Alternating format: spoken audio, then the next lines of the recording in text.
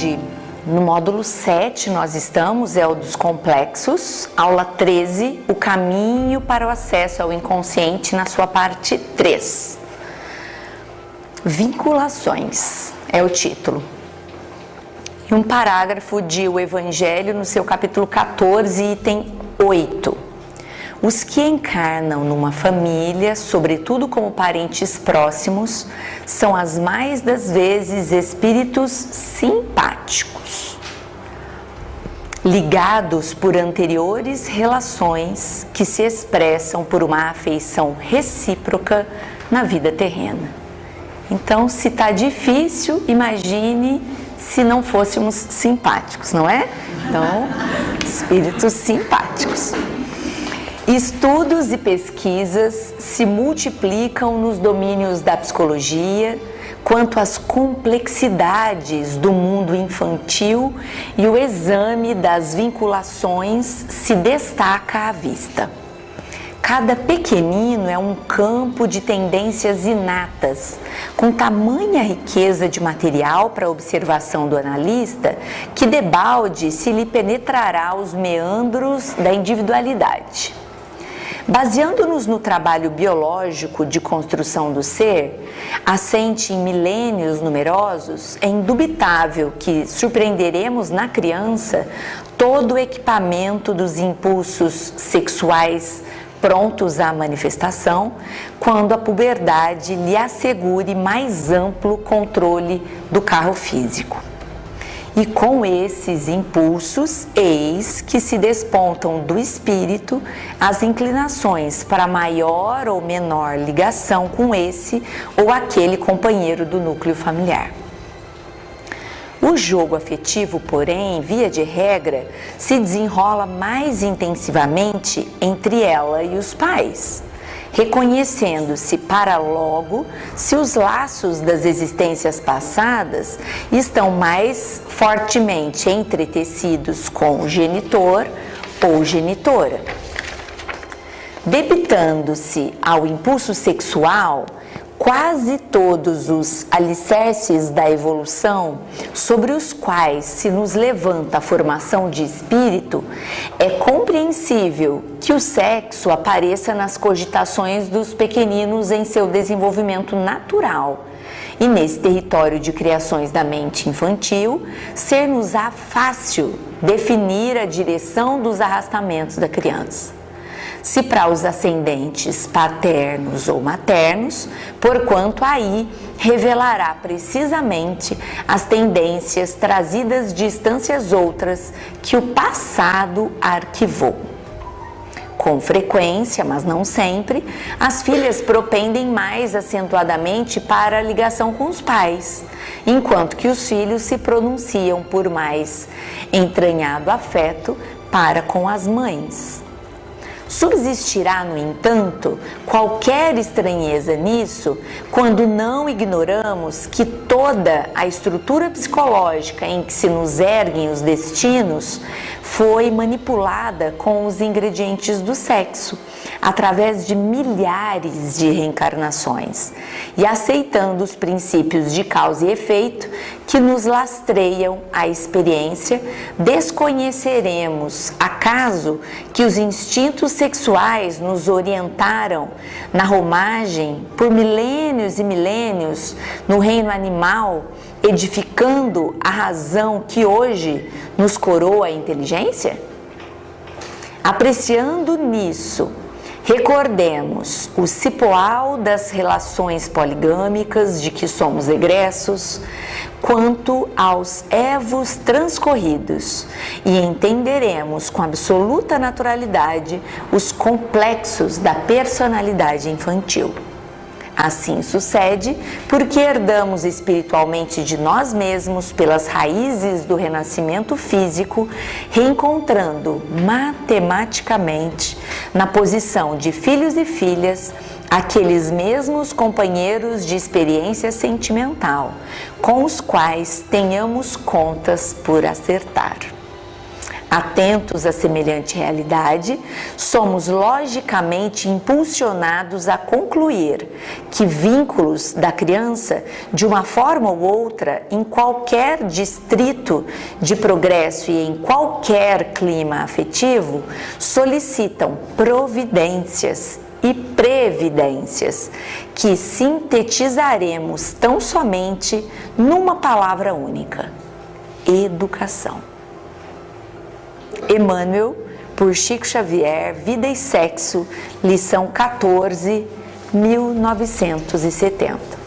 Então, toda essa complexidade, todo esse entendimento, nós conseguiremos dar um melhor encaminhamento se nos sintetizarmos na educação.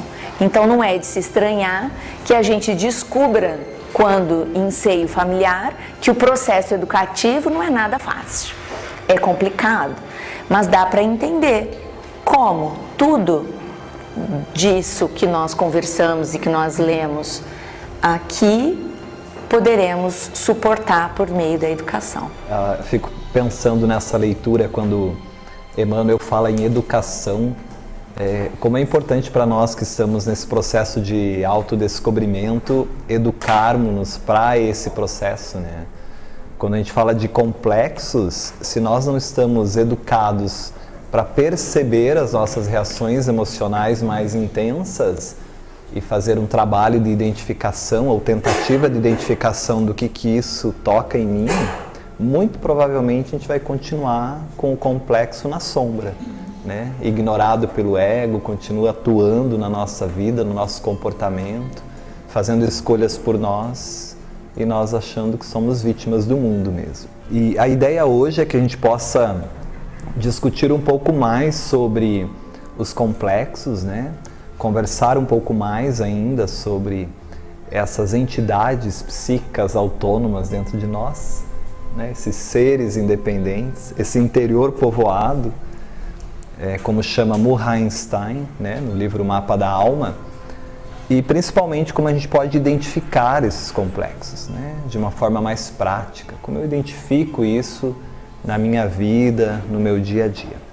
Mas antes eu queria fazer uma pergunta para vocês em relação ao que a gente já estudou sobre complexos, né? Esses dois encontros em que nós definimos, em que nós falamos como Jung chega a esses conceitos, a essa compreensão dessas personalidades múltiplas dentro de nós, né? Dessa pluralidade existente dentro de nós.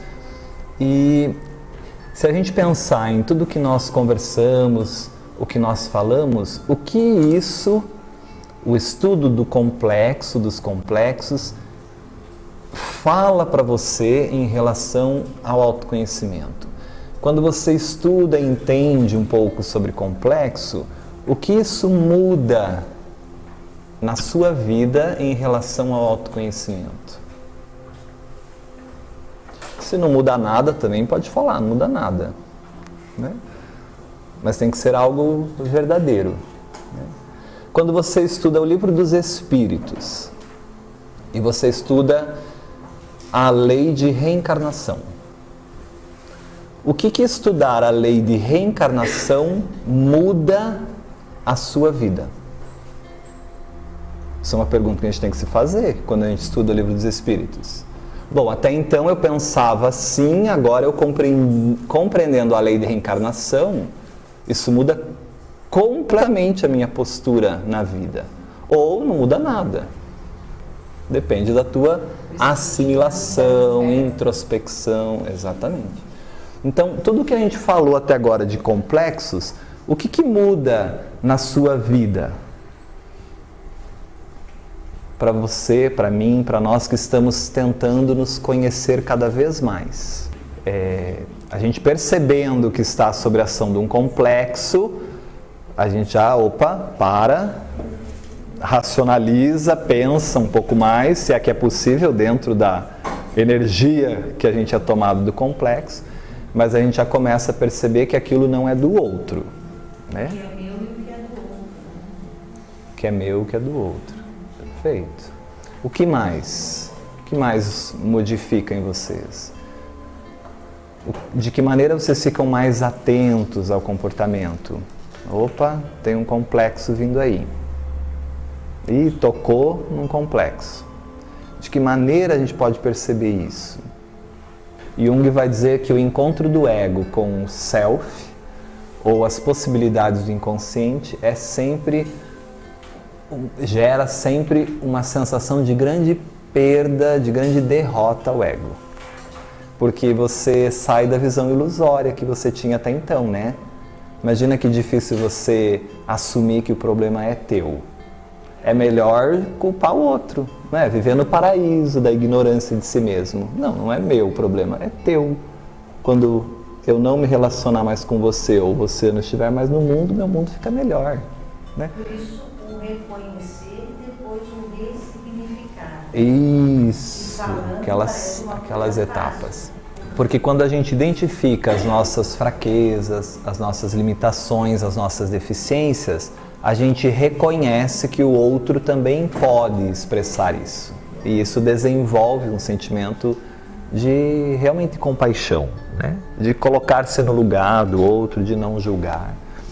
E vocês percebem que vocês ficam mais atentos a essa explosão emocional, essa reação emocional intempestiva? Isso é muito importante. É isso que a Adri comentou. Porque a gente vai mudando pensamentos, se renovando, abandonando as ilusões que a gente se apegava, e tudo isso isso aqui já não faz parte mais de mim, isso aqui que era o meu reino não é mais, isso que eu acreditava como absoluto, na verdade não é, e chega uma hora que a gente fala, tá, mas então quem eu sou, né? O que eu fiz até agora, e a gente começa a buscar isso.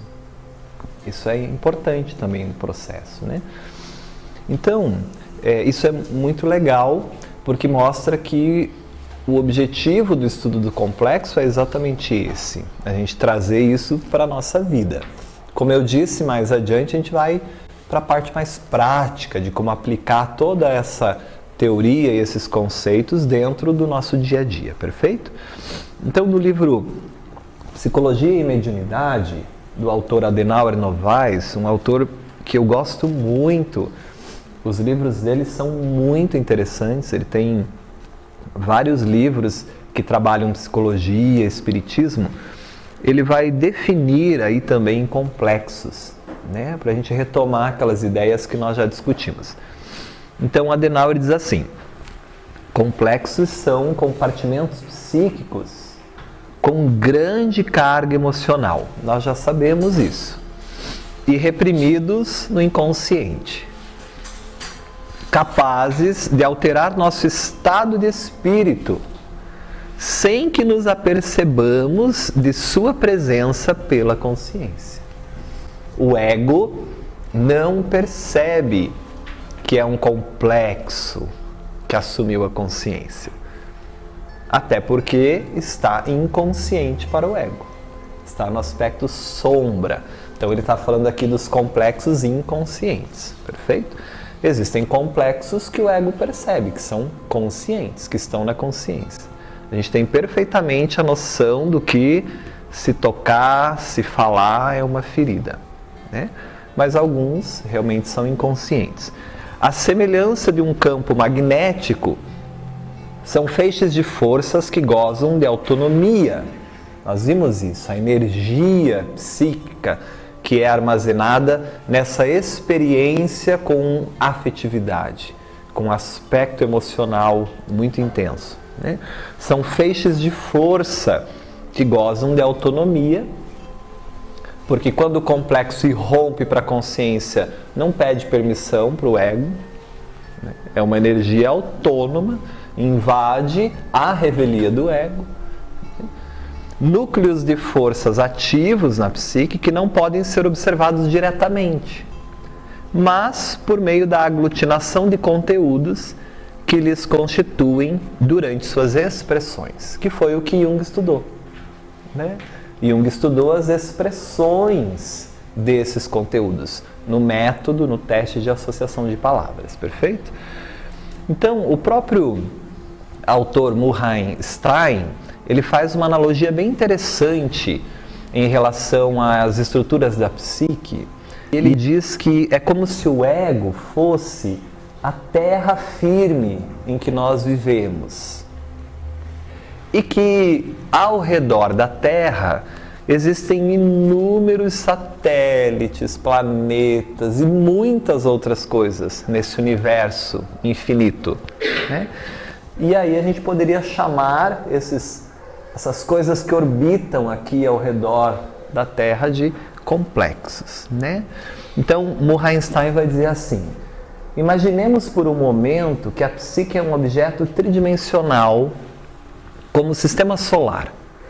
A consciência do ego é a Terra, uma analogia, terra firme, é onde vivemos, pelo menos durante as nossas horas vígeis, né?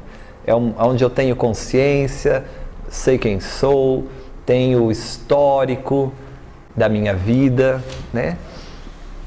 O espaço ao redor da Terra está cheio de satélites e meteoritos, alguns grandes, são complexos com uma energia violenta, se tocar, outros pequenos, têm uma energia, mas não é tanta quanto outros, né? Esse espaço é o que Jung chamou o inconsciente. E os objetos com que primeiro nos deparamos, quando nos aventuramos nesse espaço, são o que ele chamou de complexos.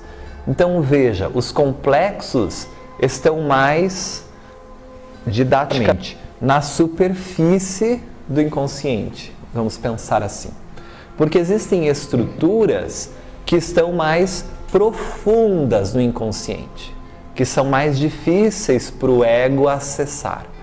O que está mais próximo da consciência é inconsciente, mas está mais perto da consciência, é mais fácil do ego iluminar e se relacionar, são os complexos, é a sombra. E aí dentro ainda existem conteúdos, por exemplo, ânima e ânimos, que são muito mais profundas no nosso inconsciente, que dificilmente o ego tem acesso ou se relaciona. Precisa de um processo de autoconhecimento bem intenso para a gente se relacionar com o nosso ânimos, nossa ânima e perceber isso nos relacionamentos. Mas a gente vai falar disso um pouco mais adiante, perfeito? O inconsciente, então, diz o autor, é povoado por complexos. Tantos complexos que Jung pretendia denominar sua psicologia de psicologia complexa, né? Porque para Jung o inconsciente todo era formado por esses conteúdos. Semelhantes aos satélites que orbitam um planeta, os complexos circulam em torno do ego. Tal como um meteorito que ao cair na Terra deixa sua marca inequívoca, o complexo, quando irrompe na consciência, tem um tremendo poder de influenciar o eu, ego, e gerar grandes perturbações internas e relacionais. Então a gente diz que aí o conteúdo complexo está constelado, né? Ele está atuante, agindo dentro do comportamento da pessoa. Assim como um meteorito é formado por fragmentos de asteroides, cometas ou restos de planetas desintegrados, da mesma forma o complexo é formado pela reunião de imagens. Veja, lembra da associação que a gente comentou? Então é uma reunião de imagens, reunião de sentimentos e ideias em torno de um tema central. Isso é claro para vocês compreenderem? Dentro do exemplo que nós demos lá, tema central, morte. Vem a ideia do meu pai fazendo eu colocar a mão no cadáver para perder o medo de morto. Isso é um exemplo, né? Não que isso aconteceu, nunca aconteceu. Comigo não, né? Graças a Deus, meu pai e minha mãe não pegou na minha mão e falou, vai pôr a mão no morto. Mas imaginemos que isso me gerou uma aflição, isso traz um complexo em relação à morte, a morto, a tudo que envolve isso, e naturalmente associado a pai. E eu vou ter outras experiências relacionadas a pai. Então, a morte é o tema central, mas a associação também vem com o pai, e aí dependendo das experiências que eu tive com o pai, vem outras associações e vem tudo junto. Então é uma energia muito grande, perfeito?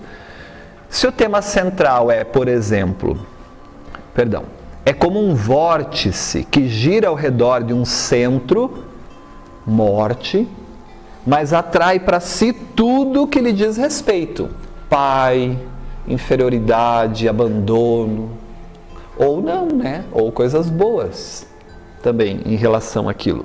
As experiências com morte não foram impactantes, emocionalmente negativas para aquele ego, e aí associa pai como proteção, como incentivo, depende da minha lente, de como meu ego entendeu e reagiu àquilo, perfeito? Da leitura. Tanto que nós dissemos que a mesma experiência para egos diferentes são interpretados ou vivenciados de maneiras diferentes. Enquanto para um pode ser traumático, para outro não. Depende da estrutura de ego, da percepção, da leitura. Se o tema central é, por exemplo, o pai, o complexo paterno será o resultado de todas as experiências com esse pai, sejam elas positivas, sejam elas negativas.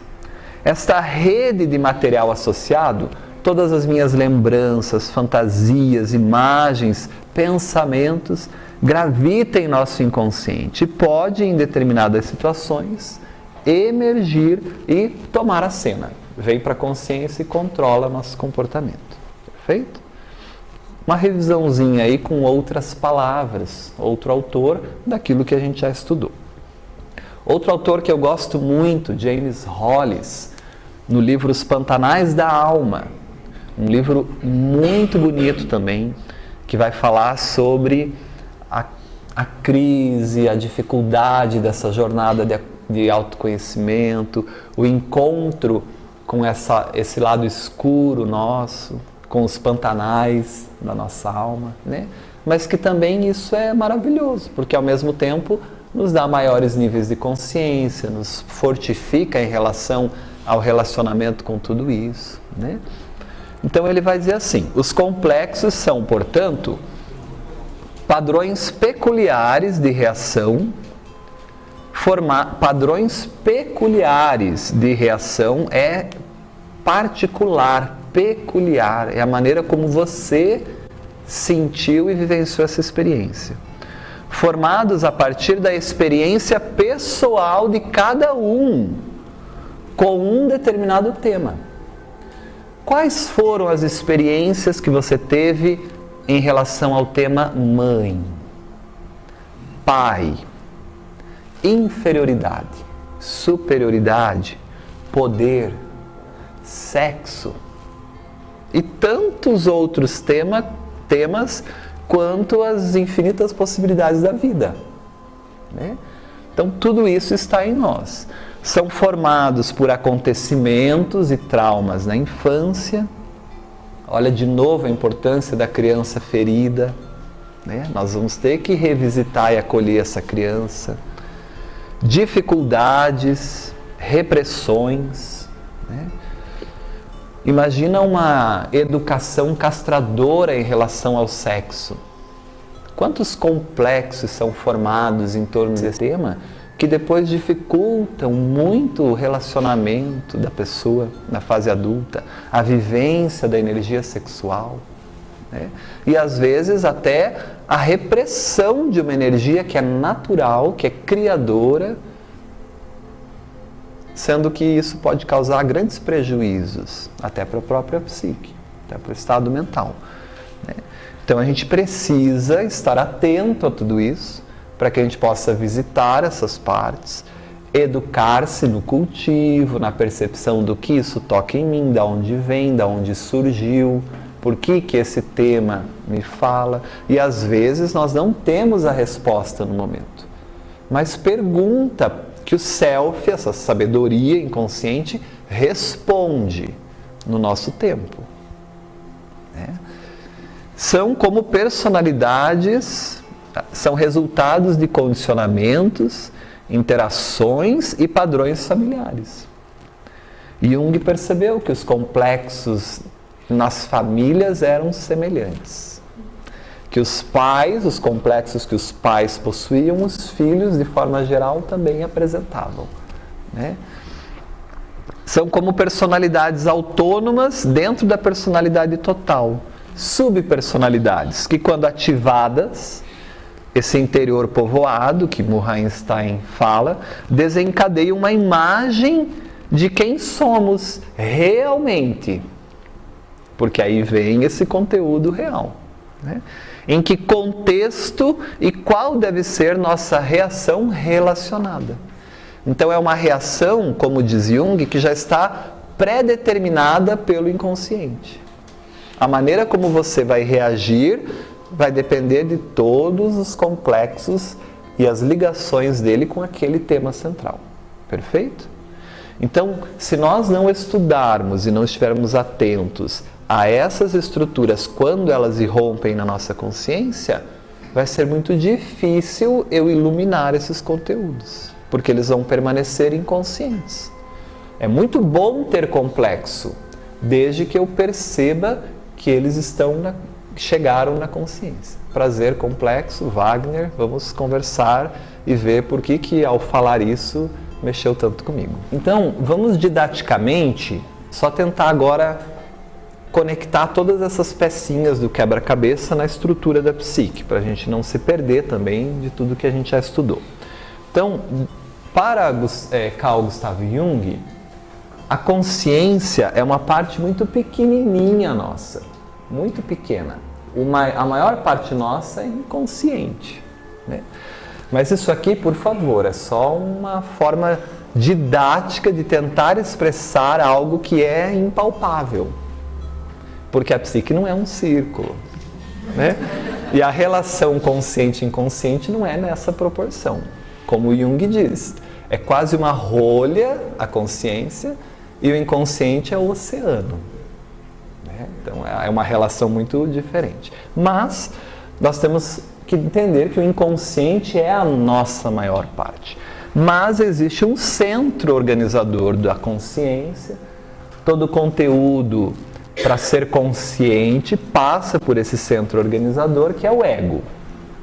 Perfeito? Então o ego está na consciência. Vamos trabalhar assim, por enquanto, para a gente entender, né? E assim como há um centro organizador da consciência, gerenciador da consciência, o inconsciente também tem um centro organizador, que controla toda essa dinâmica do inconsciente, que é o que Jung chama de self. Perfeito? Que para nós espíritas é o quê? O espírito imortal e o nosso planejamento reencarnatório. O nosso espírito imortal, antes de vir, sabe a que veio e por que veio e para que veio e as dificuldades que tem que enfrentar na família, no trabalho, na sociedade, os desafios pessoais, de doença, as tendências, está tudo aqui. Então, às vezes, a gente tem que se relacionar com esse conteúdo. Eu digo às vezes porque nós não temos o hábito, mas o ideal é que a gente tivesse isso naturalmente. Assim como a gente se alimenta, toma banho, conversa com o nosso self, né? Para acessar esses potenciais latentes em nós. Mas o self, Jung vai dizer que não é só o centro do inconsciente, mas também ele é toda a psique. Tudo. Porque a consciência surge a partir da onde? Do inconsciente. Então, antes da consciência existir, o inconsciente já existia. É o inconsciente, o espírito imortal, que cria um ego em cada existência para vivenciar a experiência reencarnatória no mundo. Perfeito? Relembrando aí nossos conceitos.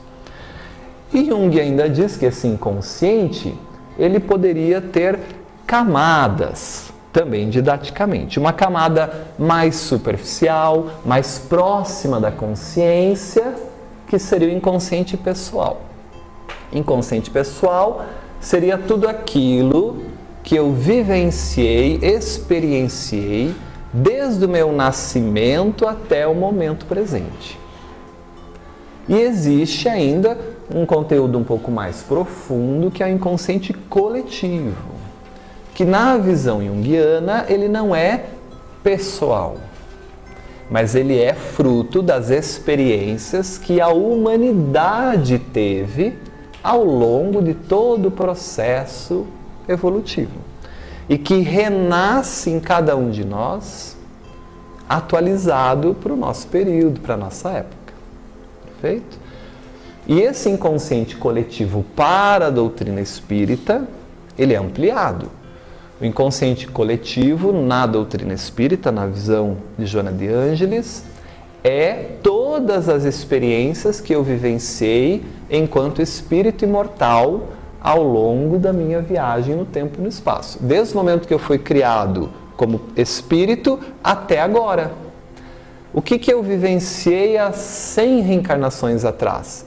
Eu trago comigo no inconsciente coletivo. Então, tudo que eu vivi renasce comigo. Então, a gente aprende na doutrina espírita que o espírito é herdeiro do seu passado, das suas experiências, boas ou más. As tendências estão nesse inconsciente coletivo. Desde pequenininha, a criança manifesta os instintos bons ou maus que traz consigo, nos diz Santo Agostinho. A estudá-los devem os pais dedicar-se. Ele está falando desse conteúdo aqui do inconsciente coletivo, que não é novo, né? A criança não é nova. O espírito não é novo. Ele não está vazio, uma folha em branco, que você vai preenchendo a partir de agora. Ele traz coisas consigo, na visão espírita. E o inconsciente pessoal é as experiências dessa existência. Né? E Kardec diz assim, não precisa querer saber o que a gente foi, o que a gente viveu, se a gente foi rei, rainha, o que a gente fez. Não precisa. Basta estudar as suas tendências que você vai saber o que você fez, o que você foi. Quer saber como você vivenciou o sexo na sua vida? Qual é a tendência em relação a isso hoje? Qual é a sua tendência em relação à criminalidade? Vai dizer um pouquinho do que você vivenciou no teu passado. Qual é a sua tendência em relação ao egoísmo ou ao altruísmo? E aí a gente vai compreendendo que a gente realmente não é flor que se cheire. Por enquanto, ainda não. Porque a nossa bagagem é mais de coisas de transgressão da lei do que realmente de respeito à lei, né? E ainda há uma comunicação entre esse ego e esse self. Existe um eixo, lembram? Que é um eixo ego-self, tudo bem? E toda vez que esse ego se relaciona com o self, com o profundo, si profundo, surge desse encontro uma terceira coisa, que é a função transcendente, que para Jung é a possibilidade de cura, é o médico interno, porque aí a gente consegue ressignificar, a gente consegue se relacionar com os nossos objetivos existenciais, a gente começa a compreender algumas coisas em um nível mais amplo do que a visão simplesmente do ego, né? Então, nesse inconsciente pessoal, nesse inconsciente coletivo e nessa consciência, tem um monte de complexos.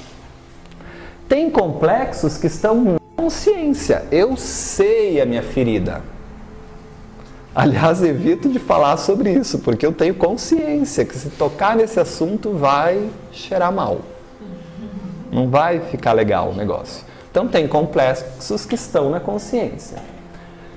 Tem complexos que estão na minha experiência vivenciada nessa existência. As experiências que eu vivenciei desde o momento em que eu reencarnei até agora. O que eu vivi nesse ego, vamos pensar assim, né? Nessa estrutura dessa vida. E que estão aqui no inconsciente pessoal. E tem complexos que estão um pedacinho no inconsciente pessoal e um pedacinho no inconsciente coletivo. Aliás, todo complexo, Jung vai dizer que sempre tem um pedacinho no inconsciente coletivo. Porque o núcleo de todo complexo está no inconsciente coletivo. Ele vai dar o nome de arquétipo. A gente não estudou ainda arquétipo. Depois a gente vai entender melhor isso.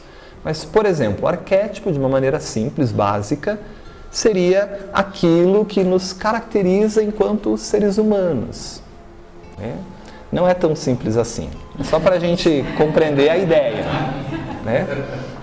Você estuda meses arquétipo e ainda sai meio boiando daquilo. Né? Mas, só para nós compreendermos, são temas tipicamente humanos, como, por exemplo, maternidade. Todos nós temos isso, todos nós herdamos isso. Mesmo sociedades isoladas se comportam de uma maneira tipicamente humana, porque o inconsciente coletivo inconscientemente herda essas experiências vividas por toda a sociedade. Então a experiência de pai, de mãe, de família, de adoração, que são tipicamente humanos, são núcleos arquetípicos. Então existe um núcleo arquetípico que dá essa imagem para esse complexo. E esse núcleo arquetípico, que é o arquétipo, está no inconsciente coletivo. A gente vai estudar ele fora o próximo módulo, que é mecanismos de defesa do ego, a gente entra em arquétipos. Tudo bem? Então, só para a gente entender aqui um pouco da complexidade da estrutura psíquica, e ainda faltam inúmeras outras coisas, né? Porque Jung desbrava ainda muitos outros aspectos. Tudo bem? Por isso que o ser humano é um paradoxo. O ser humano é um paradoxo. O ser humano é complexo em todos os sentidos. É a complexidade da psique humana, né? E esse complexo para o espiritismo, ele tem um aspecto muito relevante, que a Adri tocou num ponto sensacional no início: orai e vigiai. Porque se eu não estou atento, e esse complexo irrompe, eu dou vazão, eu estou na ignorância, na sombra, acho que não é problema meu, eu dou margem aos obsessores. Não que o obsessor tenha a capacidade de criar algo em mim que eu não tenha, porque ele não pode fazer isso. Seria completamente contra as leis divinas. É muita força para um obsessor criar algo em mim que eu não tenho. Não é possível. Mas o obsessor, ele consegue identificar os complexos que eu tenho, porque os complexos vibram no meu perispírito, e ele incentiva esses complexos. Então, o complexo, ele é um sinalizador para o obsessor. E quanto menos consciente eu estou dos meus complexos, mais eu permito que a antena psíquica sintonize com esses obsessores. Então eles olham o Wagner e dizem assim: espera um pouquinho, que logo vai vir isso aqui, ó, que ele tem de complexo. E quando isso se romper, a gente gruda e incentiva e diz: isso aí mesmo, continua, é isso aí. Então a gente tem que estar atento, porque se eu estou atento, se eu vigio, se eu oro, eu mudo essa sintonia, é mais difícil para o obsessor conseguir conectar-se a isso. Então, o complexo são esse ponto de apoio para os obsessores, né? Não são eles que nos obsediam, somos nós que damos permissão para o obsessor nos obsediar. É a gente que liga a tomada. Ele tem o plug ali. Aliás, ele tem a ligação. Eu sou a tomadinha aqui, para ele conectar com a tomada. Mas se eu não deixo essa tomada visível, disponível, não tem como plugar.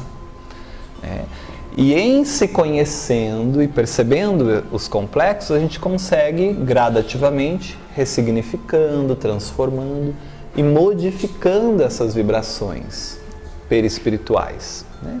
O que dificulta o acesso do obsessor. Tudo bem? Então a gente pode, de uma maneira mais prática, identificar os complexos em nós, né? E aí, quais são as principais características para a gente ter isso? Então, a primeira coisa que todos nós temos que estar atentos no nosso dia a dia. Se a minha atitude tem um forte tom emocional, seja para o negativo, seja para o positivo. Porque às vezes eu tenho uma reação extremamente emotiva de uma maneira positiva. Também é um complexo. Fruto das experiências que eu vivi com aquele tema que foram positivas, na minha leitura egóica, na minha compreensão do ego. Perfeito? Então, a reação exageradamente emocional, né? Tem gente que você fala de morte, ui, Deus me livre, nem quero falar disso. É complexo. Aliás, deveria ser tão natural, porque é um fenômeno natural da vida. E quanto menos você falar disso, mais difícil vai ser se relacionar com esse fenômeno quando você se aproximar dele. Até porque a gente não sabe quando vai desencarnar, né? Então, não quero nem falar nisso. Tem pessoas que se perdem a maneira de refletir, de racionalizar quando é tocado em algum tema, né? Se irrita, tem outros que explodem, tem outros que se fecham, né? Isso é muito característico no casal. Às vezes um é tocado no complexo, daí o parceiro ou a parceira não quer mais brincar, fica de greve, de silêncio, né? Mas o que eu fiz? Nada, não fez nada. Tá, mas posso te ajudar em alguma coisa? Não, mas você está irritado. Eu não estou irritado, né? E aí, ação do complexo, quando na verdade o ideal seria totalmente o contrário, o cultivo desse sentimento, né? Por que isso tocou em mim, que não é culpa sua, é processo meu, eu tenho que resolver isso. Então olha como tira o peso do outro no relacionamento. Tira muito o peso do outro, né? Mas para isso eu tenho que me esforçar, como a gente viu, e querer. Pensamentos obsessivos, né? Pensamento obsessivo não é pensamento do obsessor, né? Que o obsessor influencia em você.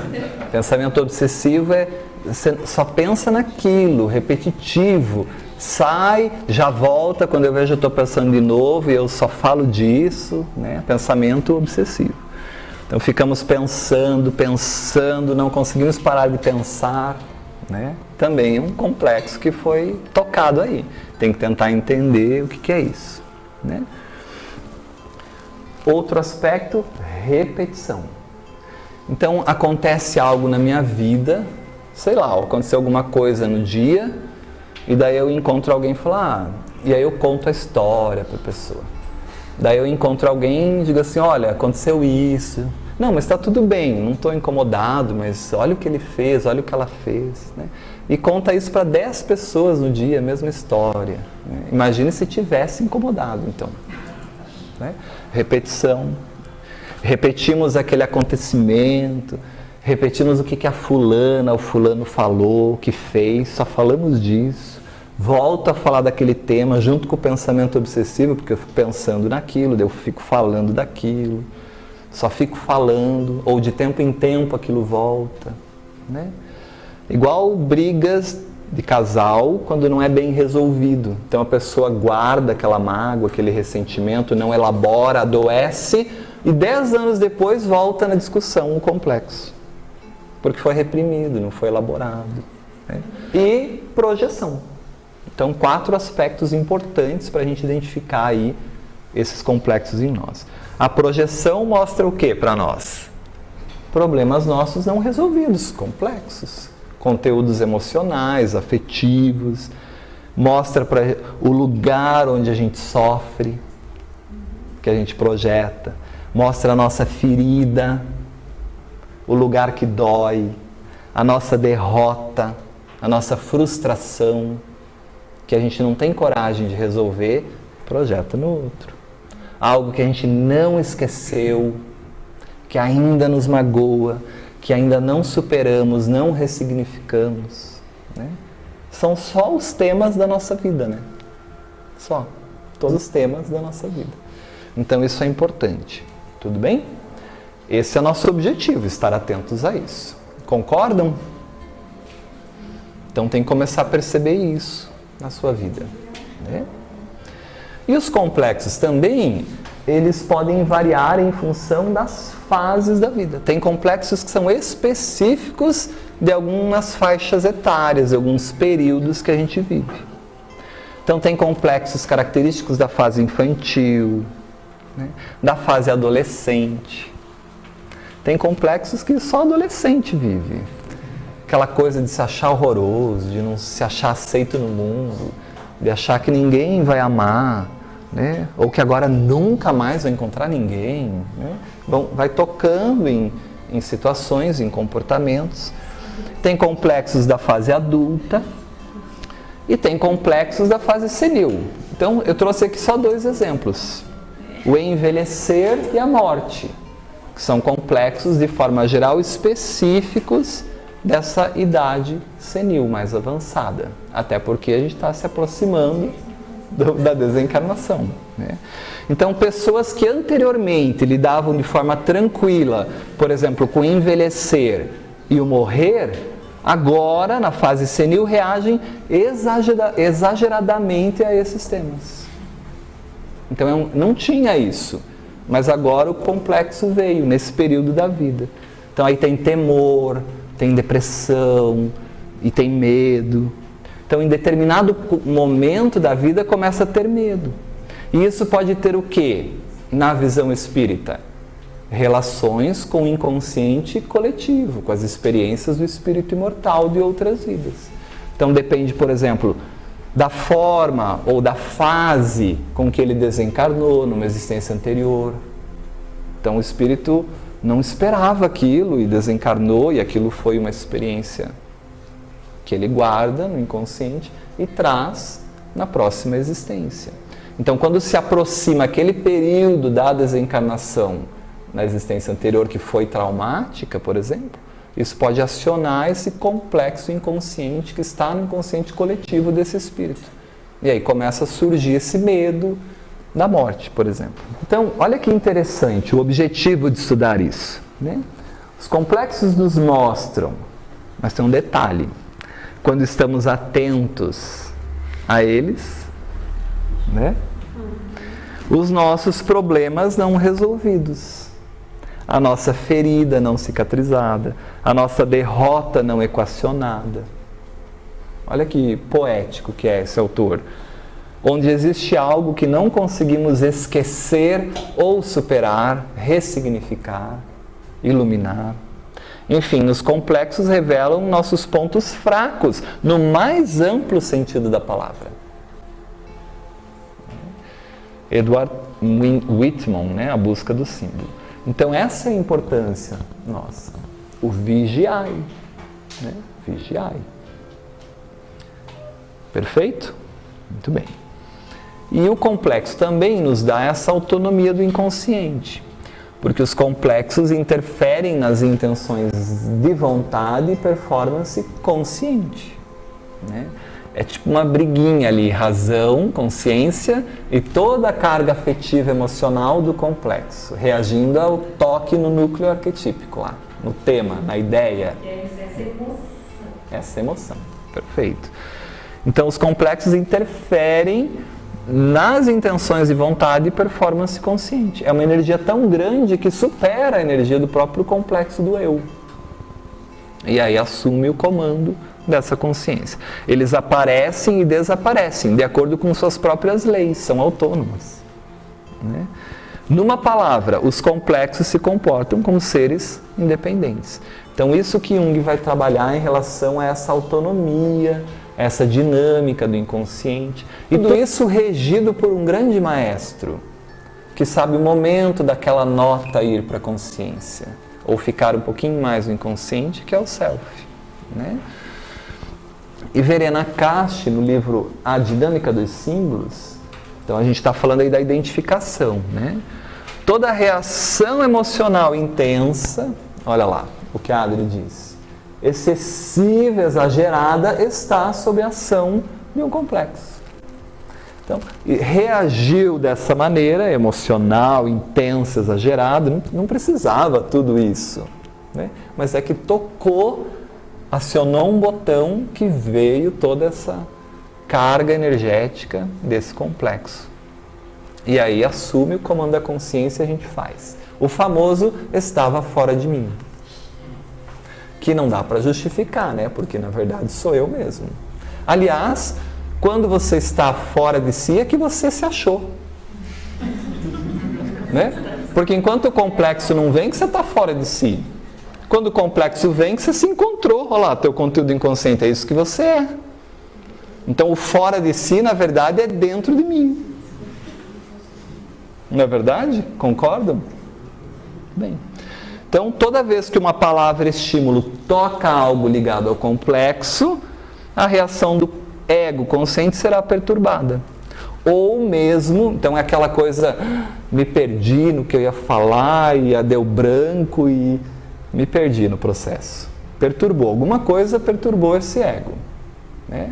Ou substitui até a ação do ego. É o complexo que age, e aí você fala, xinga, briga, bate, e depois você fala, meu Deus, esse obsessor é danado. Porque a gente acha mais fácil culpar. Aí você fala assim, me desculpa. Daí a gente fala, me desculpa. Até desculpar, até desculpo, mas você tem que se cuidar, né? Se controlar nesse aspecto. Então é difícil isso, né? Então fica claro até aqui, pessoal? Vamos pensar num tema arquetípico ali, num núcleo arquetípico, uma imagem que é, por exemplo, família. Isso é comum a todos. Mas agora o complexo é a reação que eu vou ter a esse tema, família. Então para mim pode ser alegria, convivência agradável, para outro pode ser tristeza, abandono, solidão, acolhimento, não acolhimento, enfim, é pessoal. Essas experiências que a gente teve com isso, né? Então, de novo, Adenauer e Novaes. O ego nem sempre é capaz de absorver a intensidade afetiva relacionada a determinada vivência. Veja, aquela experiência é tão forte que o ego não dá conta de manter isso na consciência. É muita ansiedade que causa. E aí, naturalmente, o ego cria um complexo, que nada mais é do que uma repressão desse conteúdo, não é verdade? Só que a gente não tem consciência que isso acontece. Não é assim, vou mandar esse conteúdo para o inconsciente. A gente não tem consciência que faz isso. É inconsciente esse processo. Perfeito? E aí a gente vai estudar não só esse mecanismo que o ego tem de se defender, que é a repressão, o recalque, mas inúmeros outros, para auxiliar ainda mais o nosso comportamento nesse autoconhecimento, né? Então, cria-se um complexo que, como um ímã, atrai para si uma rede de experiências similares, transformando-se num núcleo energético no psiquismo inconsciente. Beleza, é o que a gente já estudou. O espírito vai sedimentando os complexos a cada etapa, sem se dar conta de que situações não resolvidas numa existência acabam não só interferindo nas seguintes, como também se enraizando psiquicamente. Então o tema, vamos pensar, morte, vai ser muito impactante para mim na outra existência, já que essa carga emocional intensa não foi resolvida. Porque a gente não renasce novo, uma nova pessoa, agora acabou de novo. Não, a gente é herdeiro de tudo que viveu, né? E aí a Joana de Ângeles vai falar dos atavismos, lembram? Essas características que estão em nós, enraizadas psicicamente, que coordenam as nossas ações à revelia do ego, muitas vezes. Se eu não tenho consciência disso, se eu não estou desperto para isso, né? Vai se cristalizando, né? Situações de forte carga emocional não trabalhadas e não resolvidas numa encarnação poderão desabrochar na forma, olha lá, de insatisfações, tristezas, instabilidades afetivas, saudades não explicadas, depressões, medos injustificáveis. Não tem nenhuma experiência nessa existência que justifique o medo dessa pessoa ao fogo, por exemplo. Ele não viveu nenhuma experiência com fogo. Os pais afirmam que não tem problema com isso. Mas a criança, por exemplo, tem um medo absurdo de fogo. Como explicar isso? Na visão espírita fica mais fácil, quando a gente entende as vidas sucessivas do espírito, né? São afetos não resolvidos, e aí quando a gente lê isso, dá uma dor da consciência, porque você fala assim, ai, aquelas pessoas que eu tenho dificuldade de me relacionar, porque eu não consigo curar as minhas próprias projeções, os meus próprios problemas, eu vou ter que forçosamente aprender a fazer isso, porque senão eu só protelo o problema para outra existência. E às vezes hoje a gente está mais afastadinho e depois a vida nos coloca no mesmo núcleo familiar para resolver isso. Aí aquele filho que olha para o pai e não entende aquele pai. Claro, porque ele no inconsciente ele olha e diz assim, sei muito bem quem você é, o que você me fez. Não confio em você. Ou aquele pai que olha para o filho e dá uma coisa que esse filho é persona não grata, né? Então essas relações que a gente vai levando de uma existência para outra. São afetos não resolvidos que poderão gerar núcleos psíquicos de complexos exigindo soluções. E aí a gente lembra de Joana de Ângeles. Ninguém renasce para sofrer ou pagar, que a Adri até daí compartilhou o texto, senão para reeducar-se, solucionar os problemas. É outra visão. Então tudo bem, temos problemas de relacionamento. Vamos fazer disso algo bom para todo mundo? Como eu posso crescer, como você pode crescer, como a gente pode, pelo menos socialmente, conviver? Isso é um grande processo na jornada evolutiva. Mas para fazer isso tem que abrir mão de muita coisa, né? Vaidade, orgulho. Então os complexos podem ser formados nessa existência, inconsciente pessoal, olha lá, as experiências emocionais ocorridas na nossa vida, sejam no período infantil ou ao longo dela, determina se o conteúdo energético do complexo pode ser harmonizado com a dinâmica do ego consciente. Dá para o ego dar conta disso ou não? Vai ficar ainda lá um pouquinho. Ou se essa energia é obrigada a ser recalcada no inconsciente, formando um complexo, e posteriormente operar como se fosse um intruso perturbador, à medida que o conteúdo é tocado. Porque o self é o unificador da psique, o integrador. Lembram disso quando a gente estudou self? Uma das características do self é a integração. É fazer com que a multiplicidade se torne uma unicidade. Então esses conteúdos inconscientes têm que vir para a consciência. Brilha a vossa luz, tem que iluminar essa escuridão, até não ter mais escuridão. Eu e o Pai somos um. Perfeito. Ego e self nessa visão. Então, na visão espírita, a gente pode pensar assim, ó. Num primeiro momento, a gente vivencia uma experiência de alta carga emocional. E como eu vivenciei isso, isso está onde? Na consciência. Meu ego percebe e experiencia isso. Tanto que eu percebo a reação positiva ou negativa, a forte reação emocional. Isso gera ao ego ansiedade. E o ego, para não ficar nesse estado de ansiedade, cria um mecanismo para se defender disso, que é um mecanismo de defesa chamado recalque, repressão. Freud estudou isso muito bem, lembram?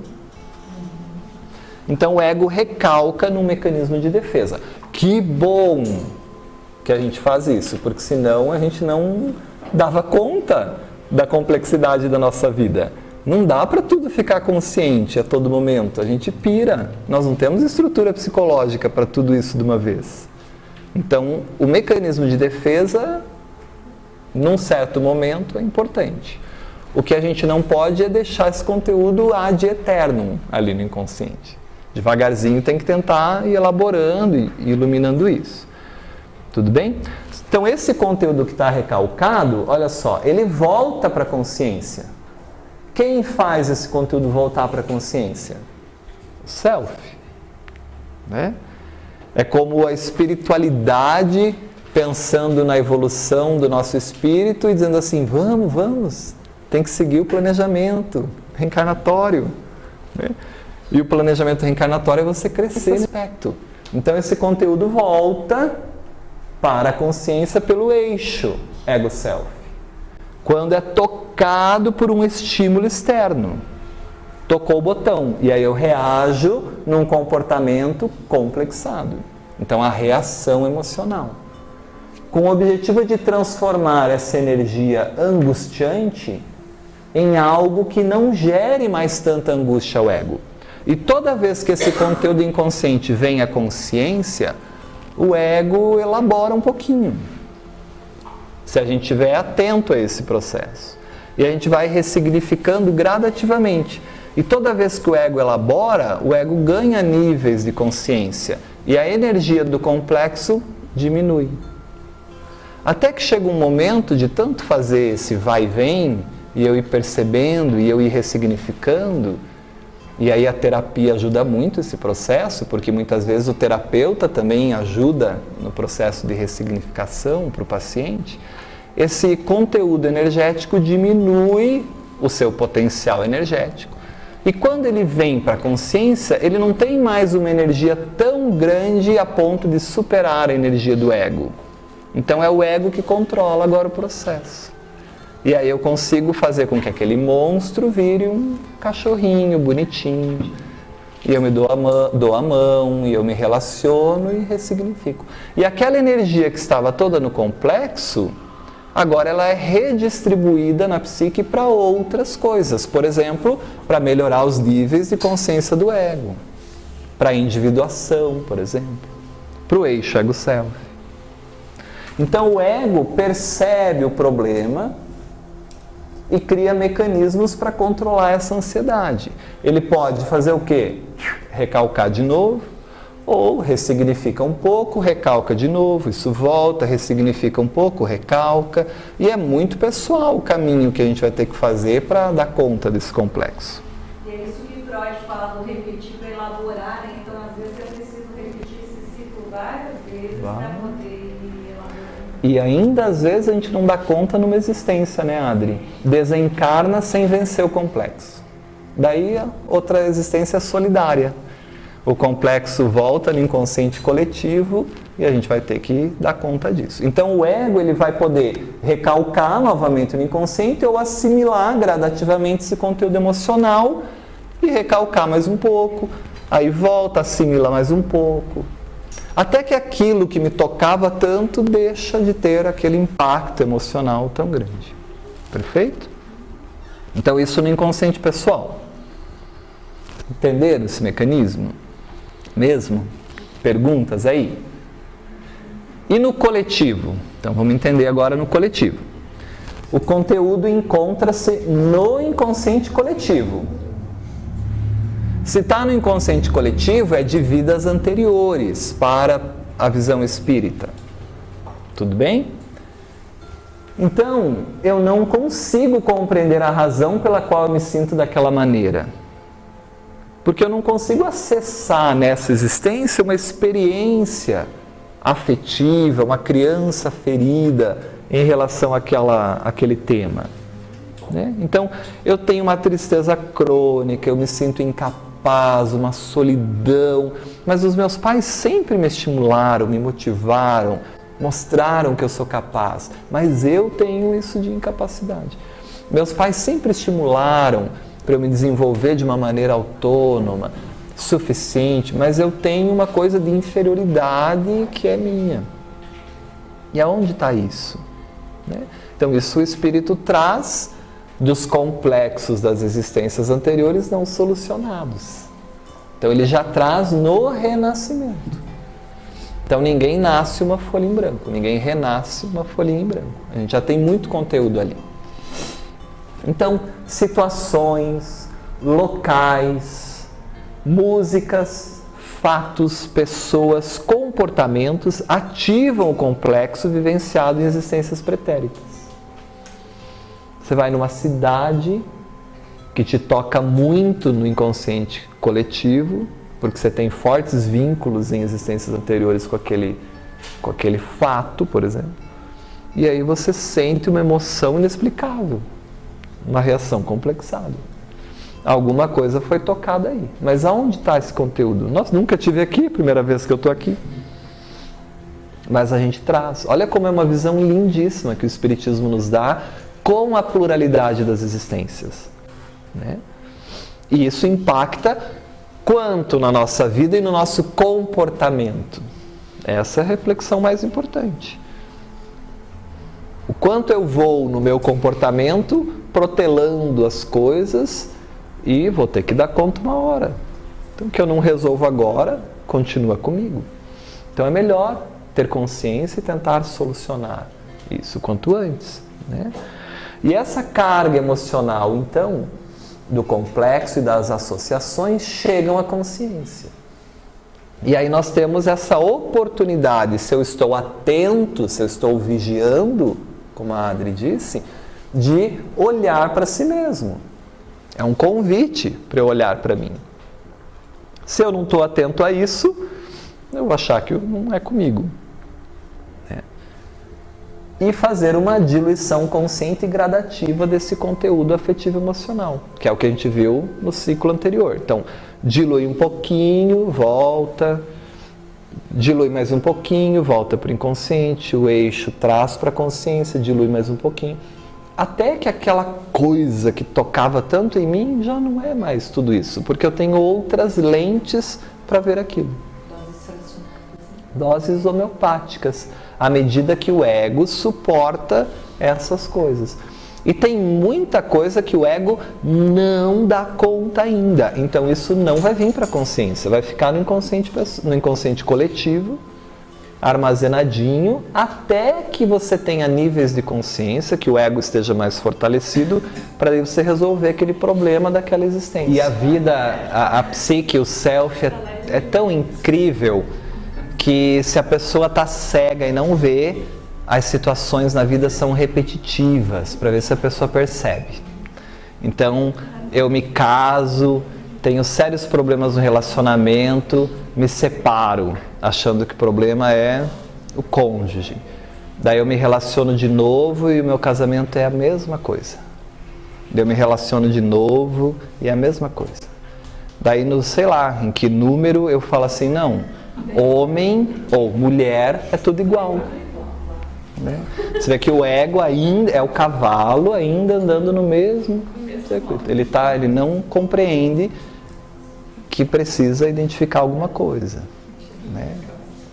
Ou aquela pessoa que não se relaciona com uma pessoa, ela diz assim, não, mas é que a pessoa é difícil mesmo. Mas ela não percebe que ela tem esse mesmo comportamento com quase todo mundo. Né? Bom, será que não sou eu? Mas para cair essa ficha é um ganho de consciência do ego, tem que começar a ressignificar. Então é um trabalho. Então nesse inconsciente pessoal, tem um texto muito bonito da redação do Momento Espírita que fala disso. Então eles dizem assim, fatos, situações, pessoas, música, perfume, locais, são indutores dessas incursões inconscientes no hoje ou no passado. E conforme tenha sido a experiência, será o sentimento. Esse texto tem um título, Melancolia. Né? Quem quiser depois ler ele completo, busca na redação do Momento Espírita. Se o registro é de uma experiência feliz, nos sentiremos bem. Se ao contrário foram experiências malfadadas, teremos o sentimento correspondente. Então tem aquelas pessoas que começam em inverno, ela deprime. Que experiências esse ser teve ao longo da vida em relação a isso? Né? Existem pessoas que quando se deparam com o tempo nublado, frio e cinzento, sentem-se deprimidas, sem que exista motivo aparente. Outras, o tempo chuvoso as faz sentirem-se muito bem. Outras ainda, quando ouvem uma música, assistem algo, sentem-se imediatamente transportadas para emoções que não sabem explicar, ou mesmo para um estado da alma a outro, completamente inverso. Estava de um jeito, vai para outro, melhor ou pior, né? Depende dessa experiência vivenciada. Então vamos ver como que Joana de Ângeles fala disso, né? E agora vocês vão ver como fica mais fácil ler a benfeitora, né? Então não é que a benfeitora é difícil, a gente que é ignorante mesmo. A gente vai se capacitando e vai entendendo, né? Não dá para querer que ela fale a linguagem de bar que a gente fala. Não dá, né? Então olha o que ela diz em Triunfo Pessoal. Nos refolhos do inconsciente individual do ser estão registrados todos os acontecimentos referentes às existências transatas do espírito em processo de evolução. Olha como ela amplia a visão do inconsciente pessoal de Jung. Porque no inconsciente pessoal não tem só o que eu vivi agora, tem também influenciando todo herdeiro que eu sou, todas as coisas. Porque o inconsciente coletivo influencia o pessoal, que influencia a consciência. É tudo uma coisa só agindo. Não é tudo separadinho, é a psique. Suas lutas e glórias imprimem-se como conquistas inalienáveis de vitória sobre as paixões e os limites que o tipificam. Está em nós isso vibra perispiritualmente em nós. E os espíritos nos olham no mundo espiritual e nos identificam pelas vibrações perispirituais, né? Impulsionando avanços mais significativos. Veja o objetivo da existência: crescer, aprender, avanços mais significativos. Da mesma forma, então os nossos potenciais internos, as nossas conquistas estão aqui, nos impulsionando a dar passos maiores, conquistas maiores. Vencido um desafio, diz a benfeitora, outro desafio se te apresenta. Só que agora não mais como o anterior, e sim no nível de consciência que você se encontra. Não tem fim o processo, né? Da mesma forma, suas quedas e fracassos, seus compromissos não atendidos e deveres transformados em desequilíbrios. Não ouvimos o self, não nos relacionamos com o nosso espírito imortal, perdemos-nos no nosso planejamento existencial, que o levaram a comprometimentos infelizes, deixando marcas de desaires e perturbações na retaguarda. E isso não some, isso fica em nós. Então ela diz: fixam-se-lhe nos painéis delicados que ressumam nos novos mecanismos de crescimento como conflitos e complexos. Agora dá para entender o que ela está falando. É exatamente o que a gente vinha discutindo. Hora de superioridade, quando foram positivos. Hora de inferioridade, quando negativos. Assinalando de forma grave que o atormenta no último caso. E às vezes o conduz ao desvario. Perfeito? Então a gente tem que entender muito bem isso em nós, identificar isso em nós. E uma vez que a gente identifica, nós temos que lidar com essa carga energética. Vamos ter que dar conta disso, né? E aí o pior é a gente pensar que, tomei consciência do complexo, pronto, resolvi, passe de mágica, sumiu. Não é assim que funciona. A gente tem que fazer esse circuito ali, aquele ciclo, como a Adri disse, muitas vezes. Tem que vir para a consciência, ressignificar, vir para a consciência, até que o cavalinho entende que ele está livre, que ele vence o atavismo existencial de fazer sempre a mesma coisa. E essa capacidade imaginativa é uma força que tem o espírito, que os animais não têm, que o princípio inteligente não tem, só o espírito tem, de nós podermos nos reimaginarmos maiores e melhores que o nosso passado. É assim que a gente começa a lidar e vencer os complexos. Nós temos que ser maiores e ressignificarmos a experiência afetivamente dolorosa, afetivamente ruim, porque nós não somos aquilo. Você tem a opção de se vincular à experiência e ficar vivendo ela para a tua vida inteira. Ou você ressignifica aquilo e vivencia uma nova possibilidade de vida. Né?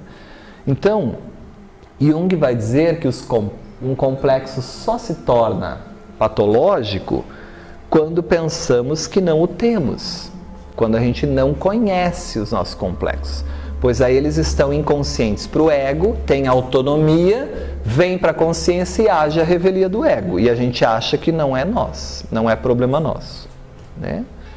Pois dessa maneira, diz Jung, na nossa ignorância psíquica, somos possuídos por eles. Então esse é o problema. Primeira coisa, para lidar com o complexo, temos que estar atentos à identificação dos complexos, como a gente viu lá. Né? Forte tom emotivo, reacional, pensamentos obsessivos, repetições, projeções. Isso tem que estar toda hora na nossa cabeça. Meu Deus, só estou falando disso, quanto isso me incomodou. Né?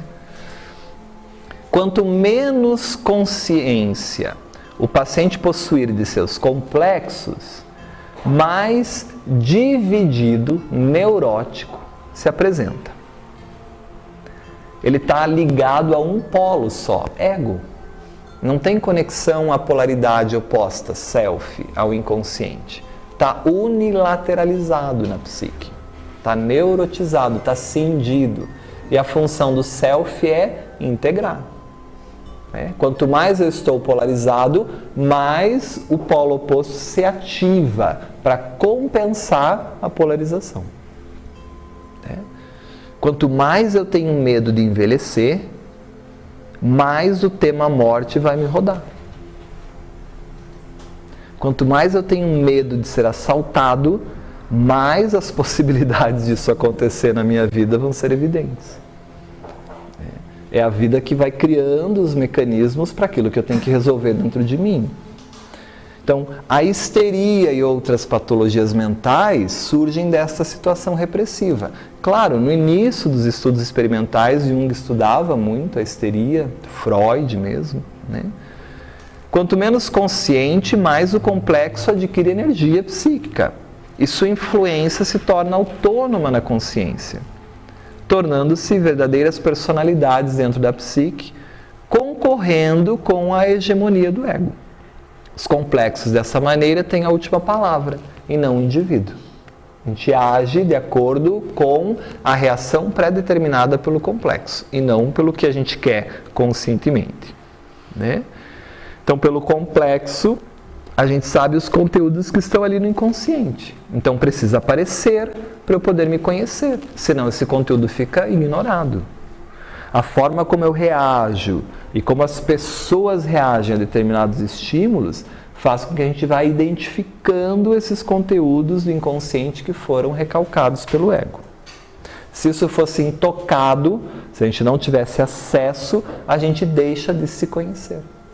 Porque o famoso fora de si, como eu brinquei, é na verdade o dentro de si. Fora de si é quando eu não estou com o complexo. Porque quando o complexo vem é que realmente mostra quem eu sou.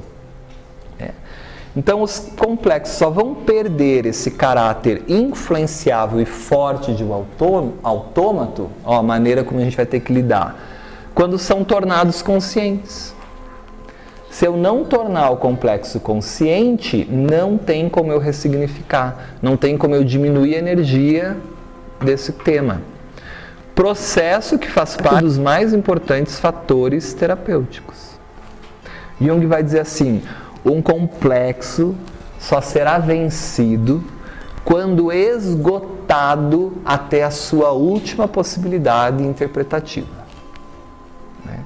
Então, ou seja, vem para a consciência, elabora, volta, vem, volta, vem, volta. Quando eu já interpretei e avaliei de todas as maneiras, pronto, eu esgotei aquele complexo, a energia some, vai para outra coisa, deixa de ser complexo.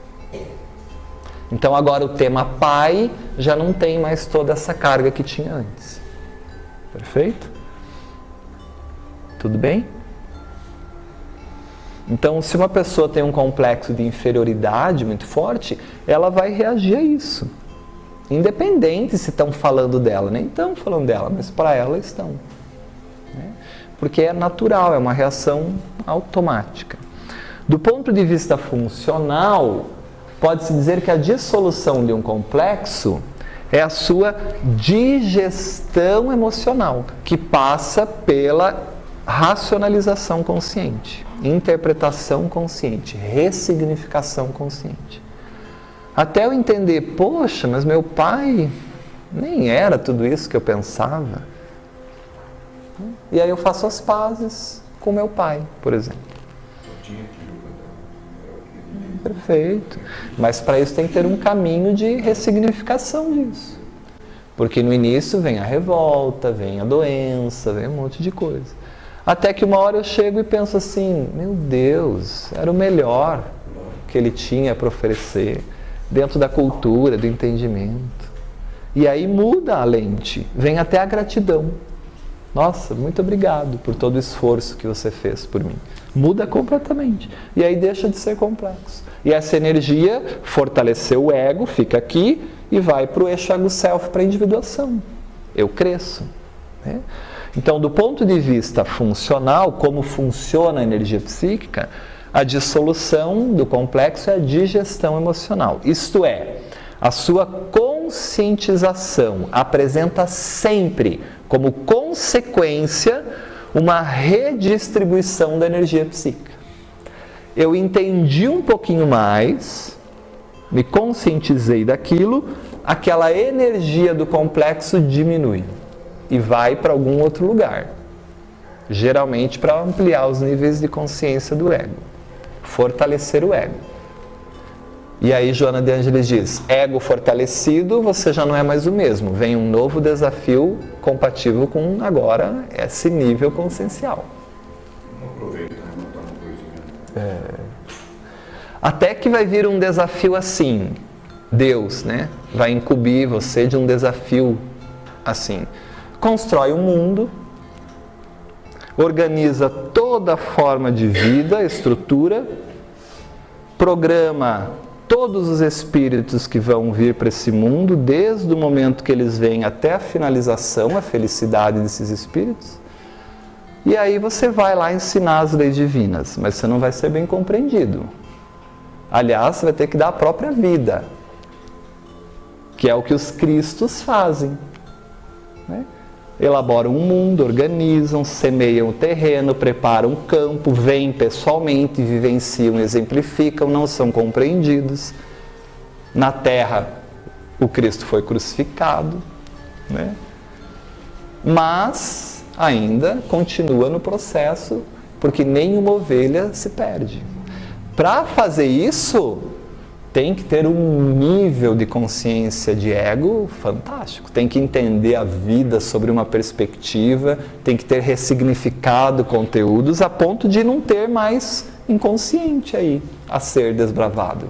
Né? Tem luz em todo inconsciente. Então essa energia, até então aprisionada no complexo, agora que eu libero ela, que eu ressignifico um pouco, ela pode então fluir na psique e ocupar novos conteúdos.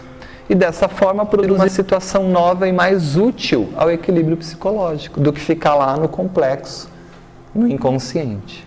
Essa é a função do self. Essa é a função do self. Integração. Por isso a gente põe o símbolozinho aqui de quase como reciclagem. É fazer novo uso, mas é a mesma coisa, o produto, a energia é a mesma. A energia psíquica é uma só, constante, é um circuito fechado. Eu não coloco e tiro energia, eu só ressignifico, mudo a maneira dessa energia fluir, aonde ela se concentra, onde ela dispersa.